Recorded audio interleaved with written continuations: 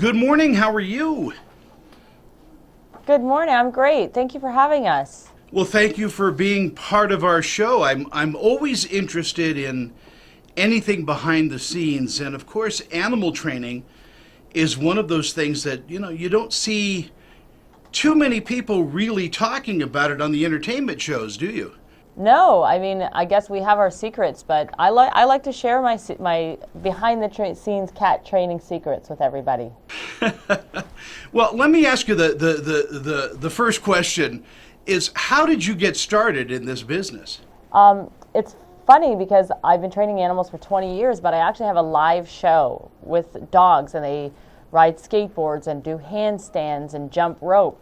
And I decided to add a cat to the show. And everybody said, I think you're crazy. Is that really necessary? And hey, that sounds really hard. And from that cat that can ride a scooter and balance and sit pretty on my head, I was searched out by an animal coordinator of 30 years. And he's been doing everything, and he searched me out, and we did the Pet Sematary contract together. Are cats, as you indicated, are they harder to train than dogs, or are they easier? I guess you have to make it fun for the animal. They are significantly harder to train than dogs because of their independence, and also because they can get afraid easily. But I think it's mostly because cats just aren't socialized like dogs are, which if you did socialize them, they would certainly enjoy it more. But they can be trained just like dogs, and they do love to work. And in the end, actually, my two cats are better performers than the dogs. It's just getting there is a lot harder. And approaching Pet Cemetery, I mean, Tonic played Church, and I guess there was another cat that played the zombie cat.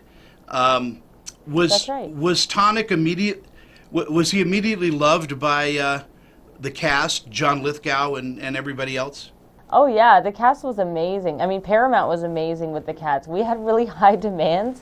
I wanted the cats to live as family pets that were also happened to have a job. So each cat had its own trailer, its own human. We had a cat patio, leash walks, a cat exercise wheel, and the cast was so patient to give the cats a second to look around and train and run through their scenes. And cats don't move very quickly, so training a cat, although effective, is usually a little slower.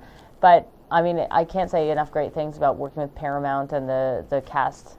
Yeah, it's great when animals are treated well on set. That wasn't always the case. I think that changed in somewhere around the 1960s, 1970s, when the ethical treatment of animals was, taken to heart. Yeah, I mean, at this time, the American Humane Association is on set monitoring all the treatment of the animals, the training, and they're such a great asset to have because they can work as part of our team as well. And we can say, oh, we need some more air conditioning, and they can also work with production on finding solutions to get the cats air conditioning, and they need a trailer to hang out that's nearby the set. And it's great to work with animals when you love them and making sure that they're cared for and having fun. Well, Melissa, your job isn't an easy one either. I mean, that takes years and years of training you have to be an animal psychologist, I imagine. 100%. Yeah, I mean, if you imagine, these sets were scary Stephen King sets, meant to terrify people. So we had to, there was so many parts to it. There was the part of my partner, the animal coordinator. He needed to know how to manage the sets and how to negotiate time.